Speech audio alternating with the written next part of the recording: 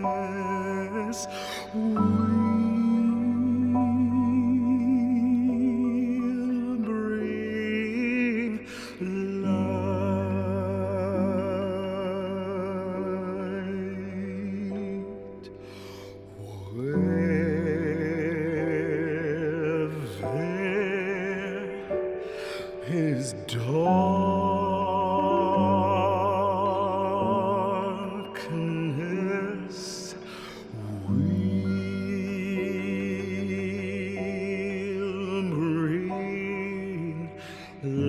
light.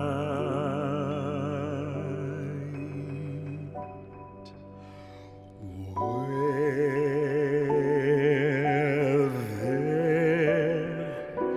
is darkness,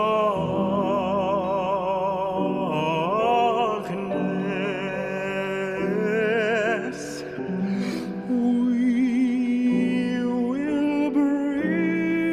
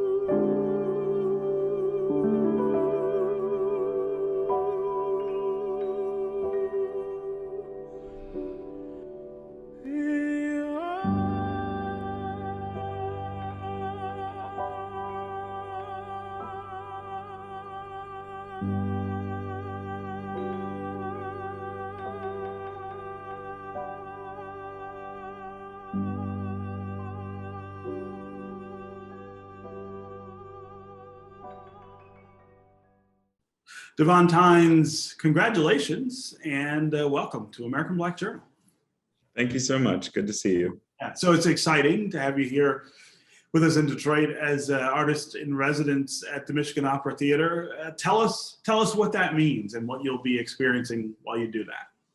Completely. It's a role I'm really excited to take on, and part of that has to do with the fact that I was invited into a conversation about how to create that role. And it all began with accepting a different role as Malcolm X in X, The Life and Times of Malcolm X by Anthony Davis and Talani Davis. And I was deeply excited to start on the journey of what it means to portray that figure in this city particularly. And then it made me think, well, what does that actually mean? What does it mean for me, someone who grew up in Virginia, but also travels around the world singing opera, to come here and portray a very Detroit person?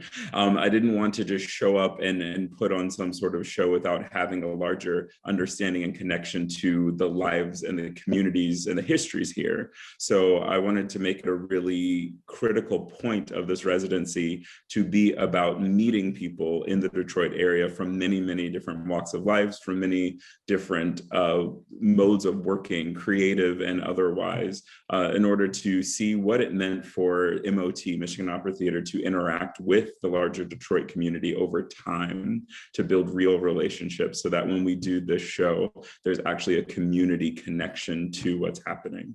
Yeah. The relationship between Detroiters and the arts has always been really strong. And of course, we've produced lots of great art in many different forms here in Detroit. I'm not sure everybody thinks of classical music or opera, though, when they think about that. I imagine you would like to change that. Completely. Something I've been really, really interested in for a long time is trying to figure out what is opera really, or what is the greater potential of opera. And I think part of that has to deal with going back to a deeper root of what opera was. And it has to deal with, the word opera in Italian means work. And a part of that definition has to deal with how can you bring together different mediums, different aesthetics, whether that's an orchestra or lighting or the grandiosity of a theater to work to focus on telling a story. So opera is in essence a really incredible way to tell a story. And often the stories that people know from opera are not something that people can really connect to. You know, maybe it's in German, maybe it's telling the story of a people that one doesn't see themselves in. So I'm trying to make it a priority for people to understand that opera is anything with intentional storytelling. And I think especially with this piece, X, it's an opportunity to put a story that isn't normally engaged, a story that I think many people today, especially Black people, can connect to, and saying, this is opera too. This deserves those resources. This deserves that sort of consideration. And so I think a way to save or redefine opera is to change what stories and what people are in the middle of it. Mm. In addition, of course, there are not as many African Americans who work in the classical music space or in the operatic space as we'd like.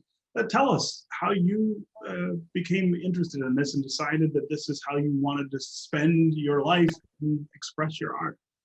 Definitely. Well, I grew up in Northern Virginia and singing in the Baptist church there. My grandfather was a church choir director, but also in the Navy for a long time. And he discovered that I had a unique voice. One day he sang kind of jokingly, "How are you?" And I said, "I am fine." And he thought, "Oh, whoa, you have something else going on there." And I didn't think that I wanted to sing or had anything to do with it, you know, in a professional way. But he really encouraged me to figure out, you know, what is classical singing, or what is a way of training my voice in order to communicate something. And then I also played violin for about 14 years and also sang in a lot of different church contexts, be it the Baptist church or the Greek Orthodox church, or even the Catholic shrine in Washington, D.C. And what I respond to, I think, most in music making is when it's done for a reason. And in the church, music is always made for a reason. It's in order to connect to our human and lived experience. So walking into an operatic context or the classical music world, I never fully saw it for what those stories were or what the content was. I saw it for its possibility. I saw, you know, what is it if we can take an orchestra and put it with gospel, as people like Kirk Franklin have so brilliantly done? Or what is it if we take, you know, the grandiosity of the theater and pay homage to stories that we just don't lift up as a society? So I've always been trying to engage it for the tools. And I think that also has to do with a larger tradition of Black people in America taking what's available to us in order to get along and do what we need to do. And what we need to do right now, I think, is tell stories that are going to change perspective on how we exist. When you decided that this was what you wanted to do, was there any hesitation on your part, or were there barriers that people threw up in front of you as if to say, well, you know, this is not what African Americans do. This is not what African American men do. Did you feel like you had to push through a resistance? I think it was less about a barrier saying you can't do this because you are Black, but I do think there were barriers that were reflexive, saying that because you are not white, perhaps you don't know how to do this. And one aspect of that showed itself was when I was in conservatory at Juilliard. You're expected to sing, you know, the standard repertoire, Italian songs and arias, and German lied and French chanson. And I was assigned to sing some German songs, and it was hard for me to get into them because it was just assumed that, you know, I would relate to love that way, or that I would want to do that through the German language. And I said, I am not a German white straight man. I don't experience love or even language this way. So why is this meant to be the building blocks or the tools through which I'm supposed to express myself? So it was an acknowledgement, even with colleagues continually, that, you know, to expect someone to embody identities far from them is possible. It's our work as performers or actors, but it also must be acknowledged that there is a removal and a distance there that my white colleagues do not have to partake in that I do. So it's not to say that it shouldn't be done, but acknowledgement of what people's identity and perspective is as they walk into certain forms is always critical. Yeah.